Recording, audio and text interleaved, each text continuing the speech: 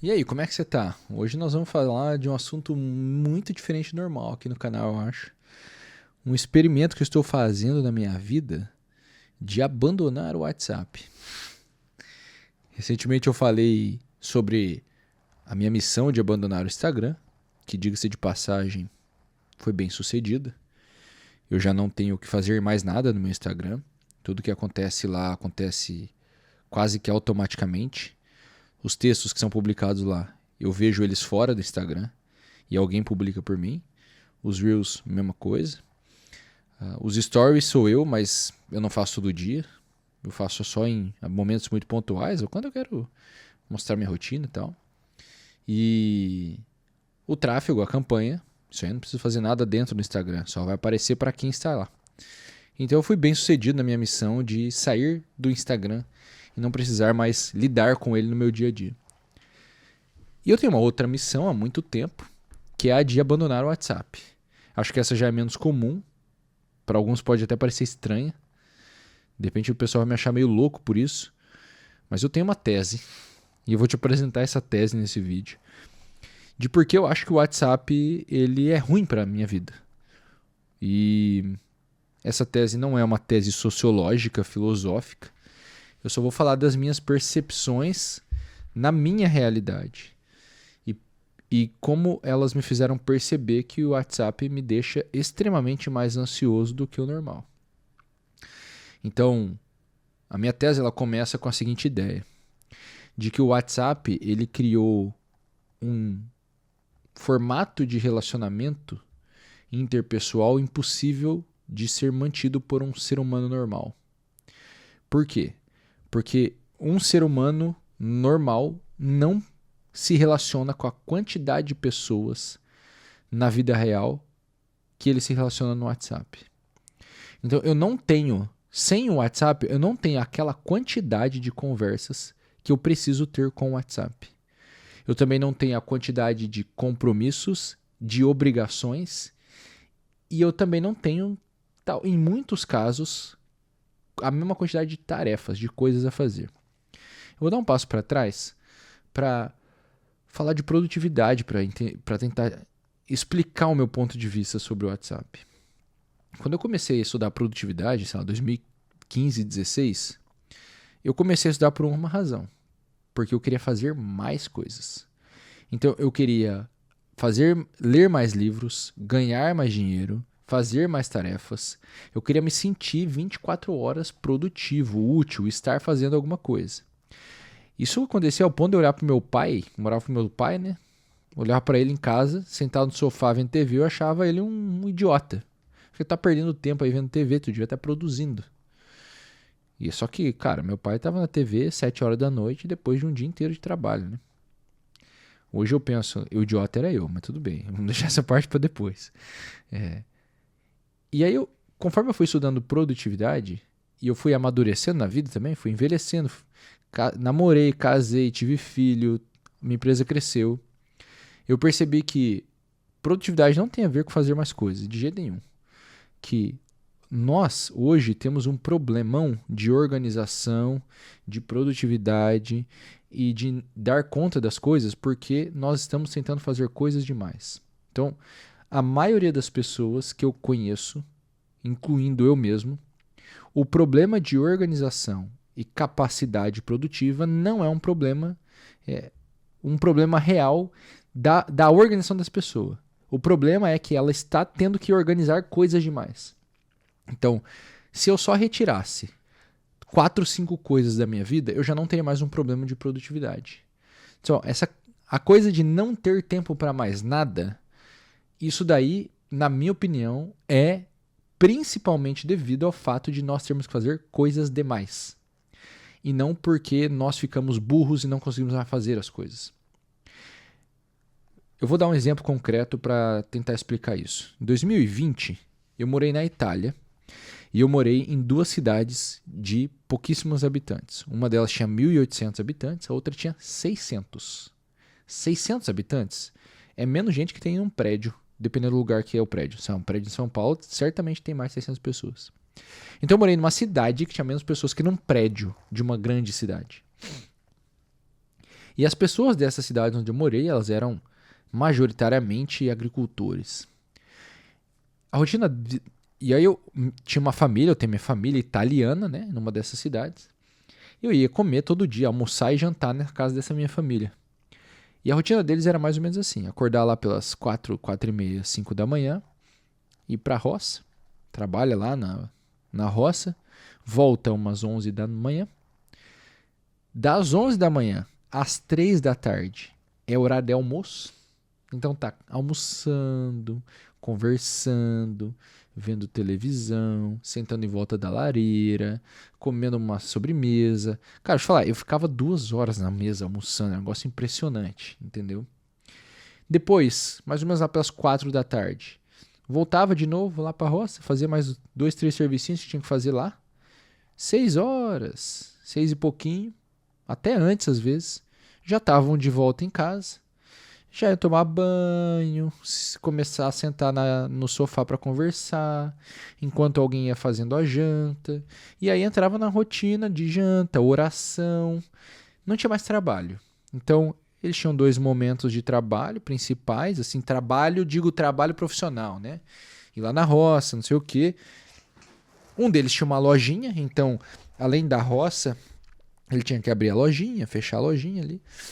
Mas era isso. Então, a velocidade de vida que eu vivi em 2020, ela foi assim, uma coisa inacreditavelmente lenta comparado ao que é o mundo normal, vamos dizer assim, o mundo em que eu vivia antes e vivo agora. E aquilo me acendeu um alerta absurdo, porque eu não sei como é que é a tua vida, mas experimenta começar a almoçar das 11 da manhã às 2 da tarde. Você ficar na mesa, conversando com as pessoas, comendo devagar, tranquilo, sem pressa de sair para fazer nada. Foi chocante, eu tô te falando, foi chocante na minha vida isso daí, entendeu? E aí, esse é o primeiro exemplo concreto que eu te trago para tentar preencher algumas imagens para eu chegar no WhatsApp. O segundo exemplo concreto é de uma viagem recente que eu fiz. Eu moro numa cidade super pequena, e recentemente eu viajei para visitar minha família numa cidade grande. Tá? Cidade grande, seus 400 mil habitantes. E, cara, eu fiquei mais ou menos 20 dias nessa cidade grande. Cara do céu. Eu não consigo te explicar a mudança que foi para mim isso. A insanidade da rotina e da velocidade que aquele ambiente impôs na minha vida. O fato de ter que sair de carro e enfrentar o trânsito, ir para lá, ir para cá, e ver gente para lá e ver gente para cá. Eu vivi todos os dias com a sensação de que eu estava atrasado. Estou atrasado, tenho coisas para fazer, tenho pessoas para ver, estou sempre atrasado, atrasado, atrasado, atrasado. Quando eu voltei para casa, eu voltei a recuperar, tô até agora, faz 3 semanas que eu voltei, tô até agora assim, recuperando um ritmo mais lento, que era o que eu estava tendo o resto do ano inteiro. Aqui, onde eu não tenho que seguir um ritmo frenético. Na minha cidade, pra você ter uma ideia, o mercado fecha 8 horas. O que fecha mais tarde, tem uns que fecham mais cedo. Então, as coisas param mesmo. E o ritmo é mesmo mais lento. Com essas 2 coisas preenchidas, eu avanço um pouco pro WhatsApp. O WhatsApp, ele criou uma obrigação nova. Eu li isso em algum lugar. Eu não lembro onde. Alguém falou isso, eu não tiro essa ideia da minha cabeça. O WhatsApp, ele criou uma obrigação nova na nossa vida. Que é a obrigação de responder uma pessoa quase que imediatamente. Então, se eu te mando uma mensagem, pego meu celular, te mando uma mensagem agora, e você tem a notificação ativa, porque diga-se de passagem, faz uns 5 anos que eu não tenho notificação ativa no meu celular. Se eu te mando uma mensagem agora, e você tem uma notificação ativa, você vai ver. E você vai se sentir impelido, por mais que você seja capaz de ignorar e tal, você vai se sentir impelido a me responder. Agora, tem 2 problemas que eu vivo com o WhatsApp, que eu não sei se você vive. O primeiro é, uma vez que eu respondi você, a conversa só iniciou, ela não acabou. Então, eu responder você dá início a uma troca. Então, você vai me responder, eu vou te responder, você vai me responder. Só que enquanto isso acontece, mais várias outras conversas simultâneas começaram. Então, eu entro, a minha experiência pessoal de vida de WhatsApp é todas as vezes que eu abro é 40 minutos. Por quê? Eu respondo uma pessoa, respondo a outra, respondo a outra, respondo a outra. A primeira volta e me responde. A outra volta e me responde. Então, eu entro num fluxo que não tem muito fim das conversas. Então, elas vão se mantendo e elas só vão aumentando com o passar do tempo. Esse é o primeiro ponto. Primeira experiência que eu tenho. Isso envolve clientes e amigos. Não é só, é o trabalho ou são só os amigos. Isso envolve as duas coisas. A segunda coisa, então, eu criei uma obrigação. A segunda coisa que isso cria é que um assunto não se resolve tão rápido quanto se resolve numa ligação quando é no WhatsApp. Então, o espaço de tempo entre o início e o término de uma conversa, ele é muito mais longo do que seria uma ligação. E aí eu volto na minha vida pré-WhatsApp. Como que era a minha vida pré-WhatsApp? Se eu tinha que resolver alguma coisa com alguém que estava longe de mim, a gente tinha que ligar. Quando a gente ligava, era um amigo, ligou para conversar. Conversa. Pode demorar 40 minutos na conversa. Mas conversou? Cara, a gente vai se falar de novo daqui a um mês. Daqui a uma semana. Eu não vou todo dia falar com aquele meu amigo. Por quê? Porque eu tenho que ligar para ele. E ligar para ele significa colocar as coisas em dia e ficar um tempo na manutenção daquele relacionamento que ganha um tom de profundidade porque nós estamos tendo uma conversa prolongada. Quando eu tinha que resolver alguma coisa com algum cliente, alguém com quem eu trabalho, eu tinha que ligar. Então, sei lá, eu trabalhei com seguros. Tinha que ligar para o cliente, resolvia na hora, acabou. Fecha, aquele cliente acabou. Joga fora aquela caixinha daquela pessoa. Agora, no WhatsApp, isso não acontece.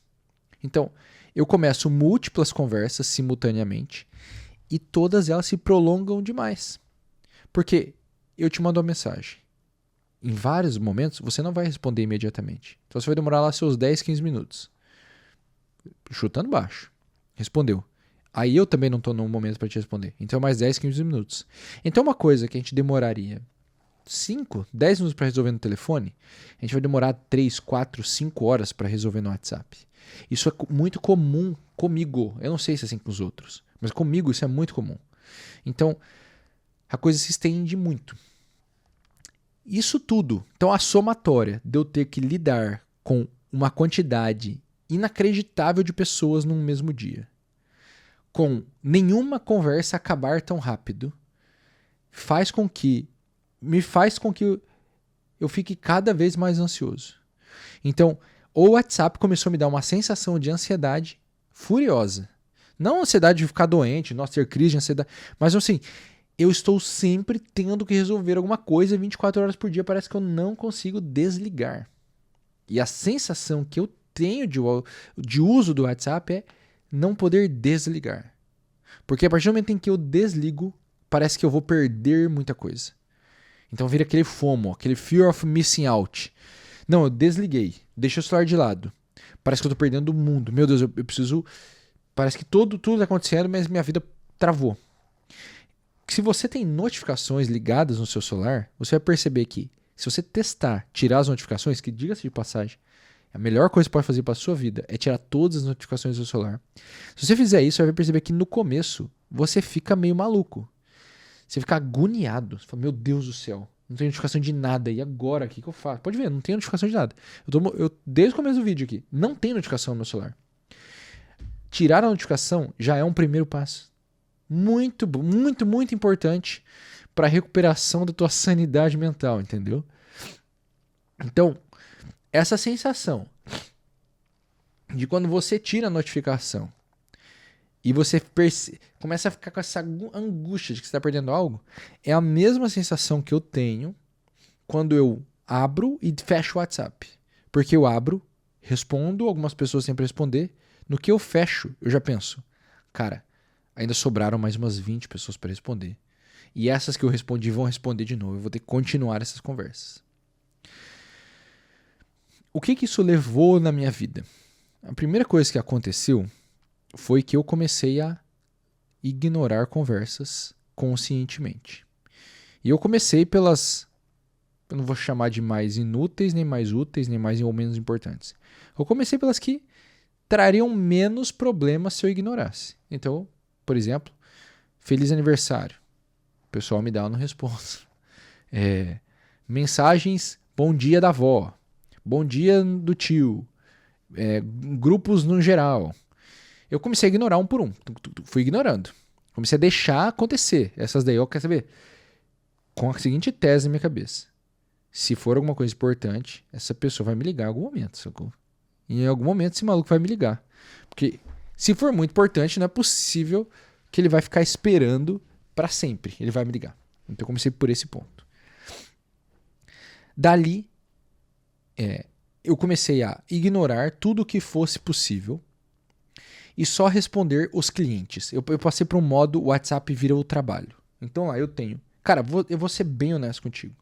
Eu tenho um grupo de amigos com quem eu converso. Um grupo de amigos. Que são eu e mais 3 caras. É o único grupo que eu converso e a gente não conversa todo dia. Inclusive, eu não sei, ó. Hoje eu mandei alguma coisa lá, mas eu nem sei onde está o grupo. Eu nem sei onde está o grupo mais, pra você ter uma ideia. Já tem conversas demais. Eu não vou nem mostrar, mas eu tenho 746 conversas abertas no meu WhatsApp. Eu já não faço parte de praticamente nenhum grupo. Só os grupos em que eu estou presente são os meus grupos do projeto Valinor, das minhas mentorias, que são os únicos que eu olho. E as únicas pessoas que eu passei a responder em um dado momento foram os meus mentorados, individuais, que, diga-se de passagem, não são poucos, tá? E aí isso foi, conforme eu fui deixando acumular e ignorando as pessoas, eu fui sofrendo um efeito positivo e um efeito negativo da coisa. Vou começar pelo negativo, tá? Ignorar as pessoas hoje faz com que algumas delas não gostem de você, fiquem bravas com você, vai gerar algum tipo de problema social. Certamente vai. Tá? Algumas pessoas não gostaram que eu ignorei elas. Ponto final.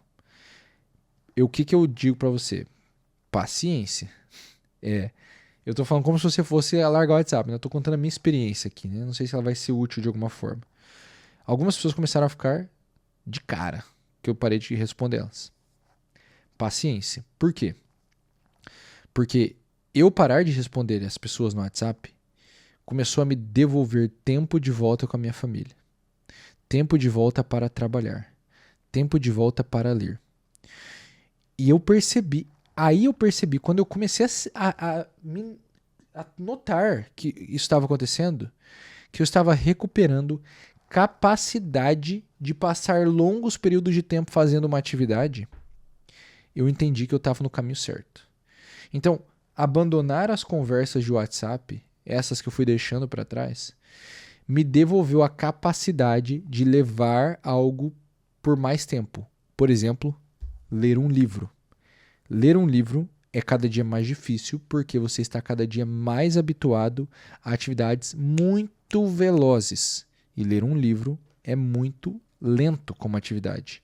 É uma das atividades mais paradas e lentas de todas.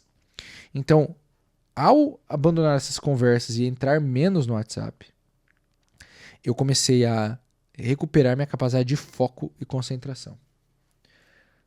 Então, esse é o ponto positivo. Ponto negativo, as pessoas ficaram bravas. Ponto positivo é esse. Um próximo ponto negativo é a gente, de fato, tem muitas oportunidades no meio profissional no WhatsApp. Então, uma pessoa importante me chamar, falar comigo, esse tipo de conversas, um networking que ele acontece hoje digitalmente, eu comecei a perder um pouco dele. Normal.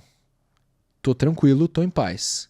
Mas, de fato, esse é um efeito negativo se você pensar em business. Por quê? Porque hoje, eu conheço vários caras que a vida deles é ficar fazendo essa manutenção de relacionamentos, de networking.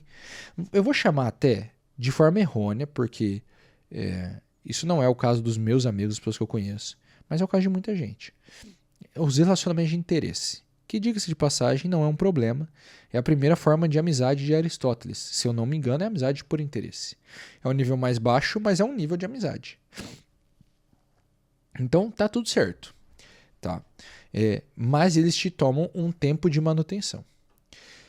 E aí, eu percebi que, apesar de perder essa possibilidade de relacionamento, eu ganhei uma outra coisa, que foi uma melhora nos poucos relacionamentos que eu mantenho.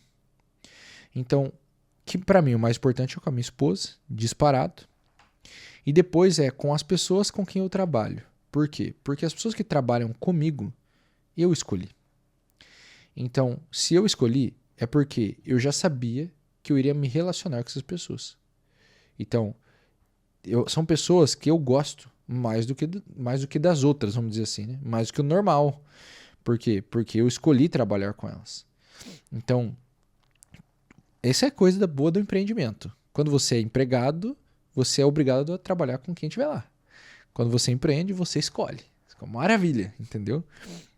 Mas eu comecei como eu tive que lidar com menos pessoas, as pessoas com quem eu lido ganharam mais tempo de relacionamento comigo e o nosso relacionamento ganha mais, como é que eu vou chamar isso? Mais firmeza, mais intimidade. Eu não sei qual a palavra, mas é isso. É um relacionamento que ele estreita mais.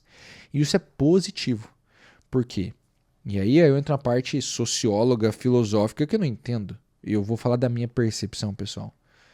Nós precisamos desses relacionamentos. Dos relacionamentos com profundidade. Que são estreitos. Pessoas que a gente conhece mais e mais ao longo do tempo. Isso forma amizade. Isso evolui a amizade do nível de interesse para a amizade de querer o bem. Para uma amizade um pouco mais altruísta, mais voltada, mais descentralizada de mim e mais apontada para o outro. Que é a forma, na minha opinião, de relacionamento que perdura. Os relacionamentos que perduram no longo prazo são aqueles em que eu não estou por interesse próprio, mas por interesse no bem do outro. E isso se dá principalmente no casamento, no meu caso, mas isso se dá nas amizades. Vou te dar um exemplo. Um cara que trabalha comigo é meu tio. Eu falo meu tio, o povo acha que ele tem 90 anos. Ele tem 40 anos, pô. Ele não é um velho louco, um velho coroca, caduco, entendeu? Ele é um velho de 40 anos. Não é velho, entendeu? Esse é um cara com quem vale muito a pena eu estreitar os relacionamentos. Porque, além dele ser meu amigo, ele é de ser da minha família, ele está trabalhando comigo. Então, ter mais tempo de relacionamento com um cara como ele é muito importante e é benéfico para a minha vida. Há muitos anos é bom, hein? Em 2016, eu li um livro chamado Ikigai. E no livro Ikigai, eles vão lá pesquisar por que um pessoal numa ilha do Japão vive tanto. É a ilha que tem a maior média de idade, eu acho. Era alguma coisa assim. Então, vamos inventar que os japoneses lá viviam até 120 anos. Não era isso, mas eu estou inventando para você entender. Então, é onde as pessoas ficavam mais velhas no mundo. E uma das coisas que eles perceberam naquela ilha é que um dos fatores fundamentais para a longevidade daquelas pessoas era a vida em comunidade. Ou seja, o relacionamento íntimo e estreito entre as pessoas da vizinhança. Então um ia lá, colhia arroz, dava pro vizinho, aí o vizinho ia lá, pedia açúcar, e aí eles sentavam e tomavam chimarrão e conversavam. Claro que não tomavam chimarrão, né? São japoneses, eu acho que eles não tomam chimarrão. Mas você entendeu, né? Eles tinham um relacionamento mais estreito. Eles tinham menos relacionamento com menos pessoas, mas essas poucas pessoas com quem se relacionavam com mais profundidade. Isso fazia a vida deles ter mais sentido. Ikigai é a palavrinha do livro, né, que é a palavrinha em japonês para algo tipo a missão de vida, sentido da vida. Então, por isso que eles trazem esse nome pro livro, né? Então a vida desses caras tinha mais sentido e, portanto, eles viviam mais felizes e, portanto, eles viviam mais. E aí eu volto pro WhatsApp. O WhatsApp coloca, então, obrigações novas que não existiam. A obrigação de responder às pessoas. Muitas vezes coisas irrelevantes. Segunda coisa, ele coloca um nível, uma quantidade de relacionamentos humanamente impossível de manter. Você tem que falar com 10, 20, 30, 40, 50 pessoas todos os dias. É uma coisa desumana. Não faz sentido que você tenha que fazer isso, entendeu? O normal é que você tenha que falar com, sei lá, cara, 5, 6 pessoas no dia, entende? Sei lá, eu acho, não sei também. Mas o WhatsApp, ele criou isso. E isso me colocou num nível de ansiedade elevado, porque eu acho que isso é completamente antiprodutividade, anti-humanidade. Porque produtividade é a palavra, ela já soa como essa coisa de aproveitar todos os segundos do dia para ter algo útil. Não, eu não acho isso. Eu acho que a nossa rotina tem que ter vários espaços vazios. Por exemplo, eu tenho uma regra de parar 5h30 de trabalhar. Nem todo dia eu cumpro essa regra. Às vezes eu paro 5h40, às vezes 5h45, às vezes 6 horas. Mas no geral eu tenho acertado. 80%, 70% do tempo eu tenho parado 5h30. Vou passear com meu cachorro, com meus filhos, com a minha esposa. A gente volta e até 8, 8h30, 8h40 eu não estou mais fazendo nada, estou com eles.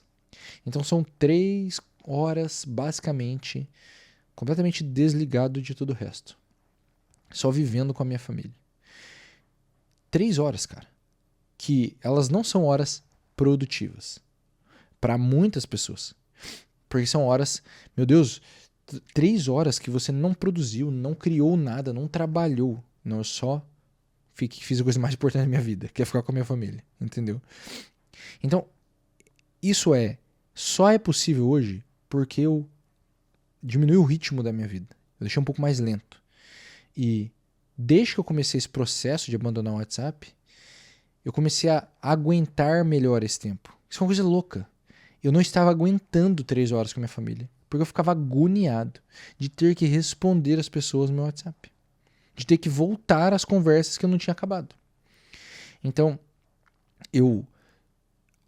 o meu processo de largar o WhatsApp, ele gerou várias pessoas insatisfeitas comigo, mas ele me devolveu paciência, tranquilidade. Ele acabou com uma boa parcela da minha ansiedade e me devolveu o tempo necessário para relacionamentos mais profundos e o tempo necessário para fazer coisas que eu estava perdendo de fazer.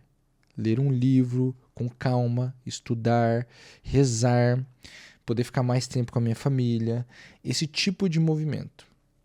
E aí eu entro na parte do que está sendo a minha vida atualmente. Então o que eu estou fazendo hoje? Eu tenho lá os meus grupos do Projeto Valor no WhatsApp. Eu estou migrando todos para o Discord. Por quê? Porque no Discord não tem um monte de gente me chamando. Só tem o meu grupo do Valor. Então as pessoas não estão me chamando lá. Não tem ninguém para responder quando eu abro o Discord. Só quando eu abro o WhatsApp, tem um monte de gente para responder. E aquilo bota essa pressão de resposta. Então eu migrei isso. As pessoas que trabalham comigo, eu migrei tudo para o Discord. Então são pouquíssimas pessoas. Os 4 ou 5 com quem eu converso ali, eu converso no Discord.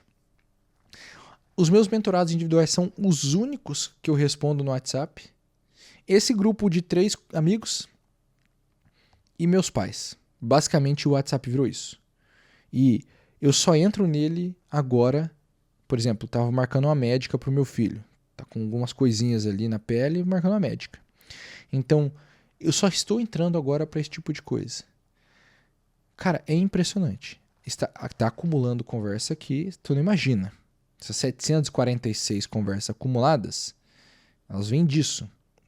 Mas, nada de grave aconteceu. Ninguém morreu, nenhum problema aconteceu porque eu saí do WhatsApp. 2, eu comecei a encontrar alternativas para me relacionar com as pessoas. Inclusive, eu fiz um processo com alguns mentorados de não falar mais no WhatsApp e de aumentarmos a frequência de encontros. Eu consegui encaminhar várias coisas que só aconteciam no WhatsApp para outros lugares. Então, ou a pessoa me liga, ou ela tem que marcar um Zoom, ou eu tenho que ouvir uma parte de uma reunião de trabalho. Mas eu consegui tirar muito desse tempo. E isso me trouxe uma tranquilidade gigantesca, cara. Então, a conclusão desse vídeo relativamente prolixo, inclusive, quando alguém reclama que eu sou meio prolixo, eu falo, tá tudo certo, eu sei. eu quero que seja assim o vídeo. Minha câmera ela corta com 29 minutos e 59. Isso quer dizer que eu estou falando muito. A conclusão é: abandonar o WhatsApp é possível. Mesmo se você tem um trabalho que depende muito dele. É uma questão de criatividade e de você descobrir as alternativas. Segundo, abandonar o WhatsApp significa abandonar várias relações superficiais e descobrir as relações profundas que você quer manter.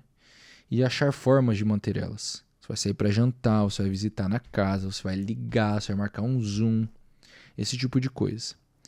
E abandonar o WhatsApp, em terceiro lugar, é um primeiro movimento para você descobrir e perceber que produtividade tem a ver com fazer menos. A nossa vida não foi feita para a velocidade que nós estamos tendo no mundo atual. Eu não acho que foi.